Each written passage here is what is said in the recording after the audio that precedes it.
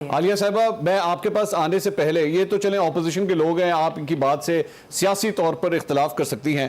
آپ کے اپنے ایم این اے ہیں میجر ریٹائرڈ طاہر صادق صاحب. آج اسمبلی میں فلور آف دا ہاؤس، آپ میرے خیال میں شاید نہیں پہ موجود تھیں، آپ کے سامنے تقریر ہوئی ہے. طاہر صادق صاحب ناظرین کیا فرما رہے ہیں اس حکومت کی پرفارمنس کے حوالے سے، سنیے گا ذرا. اللہ پہ یقین کریں، کرپشن اتنی بڑھ گئی ہے نچلی سطح پہ جس کا کوئی اندازہ نہیں. مہنگائی اور کرپشن اپنے عروج پر ہے اور کوئی پروسان نہیں. بیوروکریسی آپ کی بات ماننے کے لیے تیار نہیں. پیچھے ایک میٹنگ ہوئی پنجاب ہاؤس میں اور گورنر صاحب نے خود مانا کہ 2 سال سے بیوروکریسی میری بات نہیں مان رہی. یہ عالیہ صاحبہ، یہ آپ کے اپنے ایم این اے ہیں طاہر صادق صاحب، یہ آپ کی گورنمنٹ کی پرفارمنس کا جو سمرائز کر کے اس کو بتا رہے تھے، اس پہ کیا کہیں گے آپ؟ جی میں بالکل اپنے گورنمنٹ کی پرفارمنس ہی بتانا چاہتی ہوں. میں سب سے پہلے تو یہ بتانا چاہتی ہوں کہ جس ٹیکس ریونیو کو پیپلز پارٹی کو ان کے دور کے اندر 1800 سے بھی یہ اوپر نہیں جا سکے تھے نا، آج ہمیں یہ باتیں سنا رہے ہیں جن کے دور حکومت میں 4700 ارب روپیہ جمع ہوئے، جو پی ایم ایل این 3700 چھوڑ کر گئی تھی، وہ بھی وداؤٹ اینی ایمنسٹی اسکیم. وہ بھی ہماری پیٹرولیم لیوی 40 روپے سے لے کر 5 روپے ہم نے ٹیکس لیوی، یعنی ہم نے عوام کو اتنا ریلیف دیا، اس کے باوجود وداؤٹ اینی ایمنسٹی اسکیم. عالیہ صاحبہ ایک minute, without any Amnesty scheme. دیکھیں میری ایک بات سنیں. آپ مجھے بتا دیں پی ایم ایل این 3715 میں پوری کیلکولیشن سے آپ کو بتا رہی ہوں، اور میں بھی لے کر آئی ہوں پی ایم ایل این کے تھے 38 خراب 44 ارب. نہیں میں کچھ اور کہہ رہا ہوں جی. 3715 ارب روپے. میں عالیہ صاحبہ میں ایک منٹ وہ ایمنسٹی اسکیم کا بتا دیجئے. مجھے آپ ایک بات بتا دیں. ایمنسٹی اسکیم، آپ کی حکومت کوئی ایمنسٹی اسکیم نہیں دی. بتا رہی ہوں، آپ مجھے بتائیں پچھلے 1 سال کے اندر کون سی ایمنسٹی اسکیم دی ہے، بتائیں. یہ جو جی میں ایک منٹ سن تو لینا. یہ جو پراپرٹی بنانے کے لیے، گھر بنانے کے لیے جو وزیر اعظم نے لانچ کیا تھا، وہ کیا تھا؟ یہ آپ اس کو ایمنسٹی اسکیم بول رہے ہیں؟ آپ اسے نہیں ایمنسٹی اسکیم کہتے ہیں. جس سے آپ کی 40 صنعتیں نہیں جس سے آپ کی 40 صنعتیں چل رہی ہیں، جس سے آپ کے عوام کو روزگار مل رہے ہیں. میں اس پہ اختلاف تو کر ہی نہیں رہا جی، میں تو پوچھ رہا ہوں وہ ایمنسٹی اسکیم ہے یا نہیں ہے. یوریا جی ایمنسٹی اسکیم وہ دی گئی تھی جس سے انہوں نے اپنے دور حکومت میں 3 دی تھی پیپلز پارٹی نے اور 2 دی تھی پی ایم ایل این نے. ہم نے کوئی ایسی ایمنسٹی اسکیم دی. آپ نے 3 سال میں، مجھے کلیئر کر دیجئے، میں آپ کی بات سے، عالیہ صاحبہ میں آپ کی بات سے چلوں گا. آپ نے 3 سال میں، it's a very straight forward question، آپ نے 3 سال میں کوئی ایمنسٹی اسکیم نہیں دی. جس ہاں یا نہ مجھے کر دیجئے.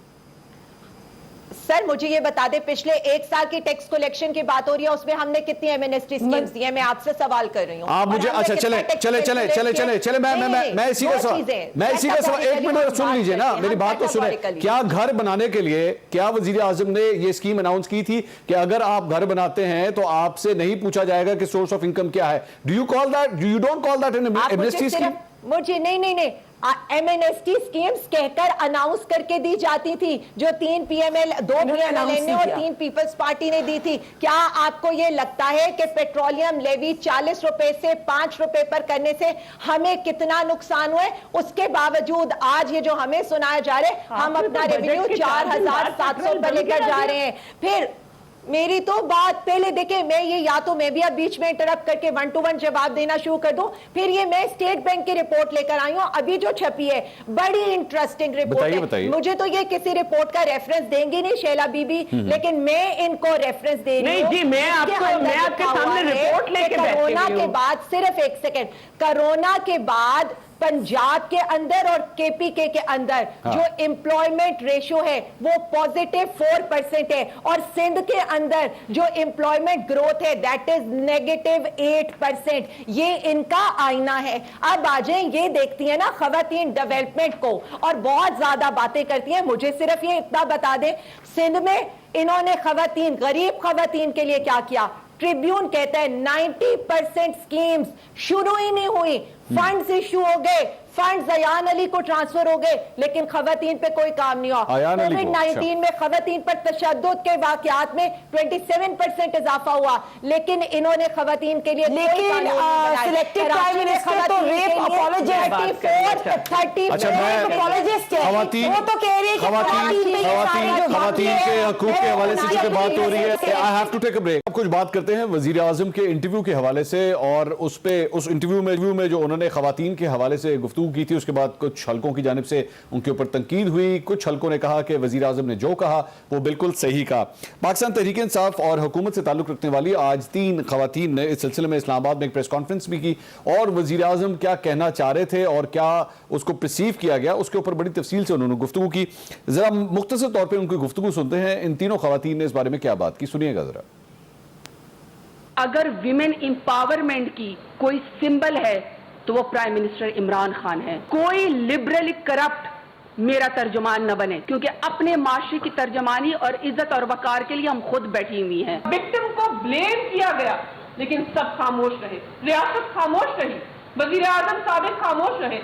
इस मुंतखब वजीर आजम ने कहा कि इस अमल को खत्म करो, बच्चियों की किरदार कशी के अमल को खत्म करो अदालत के अंदर। पाकिस्तान तहरीक इंसाफ की खवातीन अपने लीडर के पीछे मुत्तहिद है और पूरी कौम की खवातीन की तर्जुमानी करती हैं।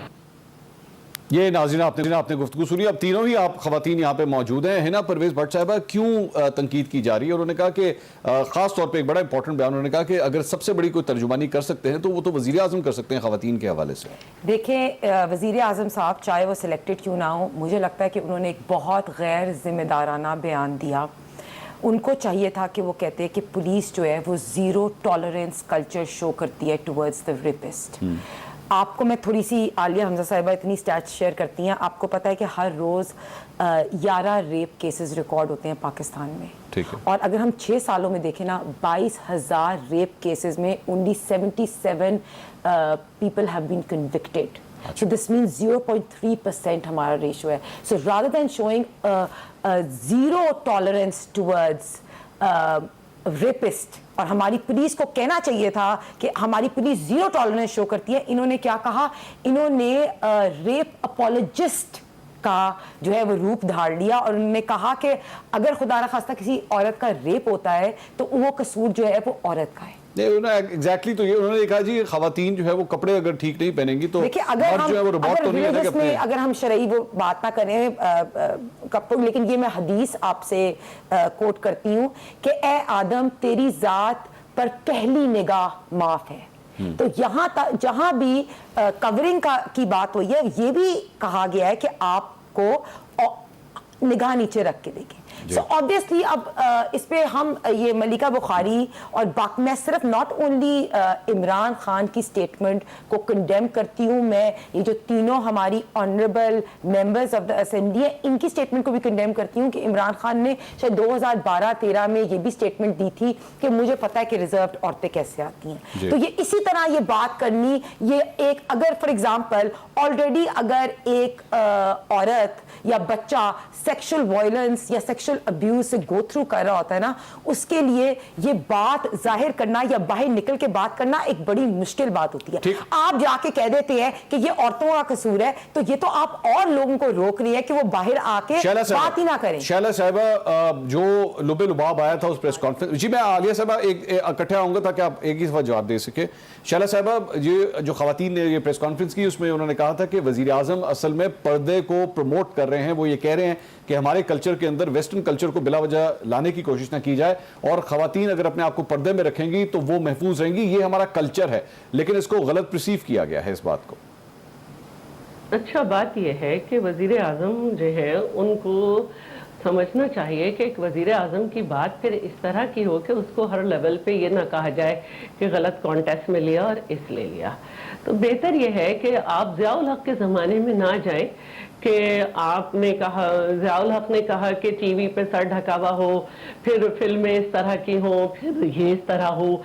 आपने ये किया उसका कि सवात में लड़कियों को पीले रंग के जो है वो शटल कॉक दिए जाएं, यूनिवर्सिटी में लड़कियां ये पहन के आएं, ऑर्नामेंट्स ना हो, ये ना हो। تو वज़ीर आज़म साहब बहुत सारे काम करने हैं आपको। मैं पहले ही कह चुकी हूँ कि इस वक्त जो है आपकी गवर्नमेंट कोई गोल अचीव नहीं कर सकी है। बेहतर यह है कि आप लोगों को उनके हाथ पे छोड़ दें। हम जिस माशरे में जी रहे हैं वहाँ पे एनालिसिस जो है वो ये है कि 2 साल की बच्ची क्या 1 साल महीनों की बच्ची भी महफूज नहीं है, मदरसों के बच्चे महफूज नहीं है, गलियों में छोटे बच्चे जो खेल रहे हैं वो महफूज नहीं है। तो उसमें आप औरत को सिर्फ लिबास की वजह से कि उसको रेप किया जाता है, इसमें आप बाउंड नहीं कर सकते। और बेहतर यह है कि आप ये इस पे गौर करें कि जहां कमजोर लोग होते हैं उन पे अपना गलबे के लिए इस तरह के केसेस किए जाते हैं, एसिड थ्रोइंग की जाती है। तो हमें ये चीजें देखनी है कि हम मजीद अच्छे कानून किस तरह करें, मजीद लोगों को बेहतरी की तरफ कैसे ले जाएं। और मैं ये इनको कह देना चाहती हूँ कि जरा यूरोपीय यूनियन की वेबसाइट पे जाएं, सक्सेसफुल प्रोग्राम में सिंध जो है उसकी प्रायोरिटी टॉप पर है। 10 लाख खवातीन बेनिफिशरी हैं जो स्मॉल लोन दिए जाते हैं और मजीद 8 डिस्ट्रिक्ट को और शामिल किया जा रहा है। खामोश हो जाए प्लीज, खामोश हो जाए। एक मिनट आगे चलना है जी। मैं अपनी टर्न पे बात कर रही हूँ, मैं अपनी टर्न पे बात कर रही हूँ, पर्ची से पढ़ लिया करें, मैं अपनी टर्न पे बात कर रही हूँ, मैं अपनी टर्न पे बात कर रही हूँ प्लीज। शैला साहब, केपी में ये हाल है कि आपने इतनी ओवर एम्प्लॉयमेंट कर ली है कि आपको कर्ज लेके तनख्वाह देनी पड़ रही है, जहां की आप बता रही हैं केपी के पख्तून और ये जो साउथ पंजाब से लोग हैं ये रोजाना की बुनियाद पे इन्फ्लक्स होके कराची में आ रहा है सारा। तो एम्प्लॉयमेंट नहीं है, आप इसको मान लें। इसीलिए आप कराची सेंसस से भाग रहे हैं कि आपको फिर ज्यादा देना पड़ेगा। एनएफसी तो आप कराते नहीं है।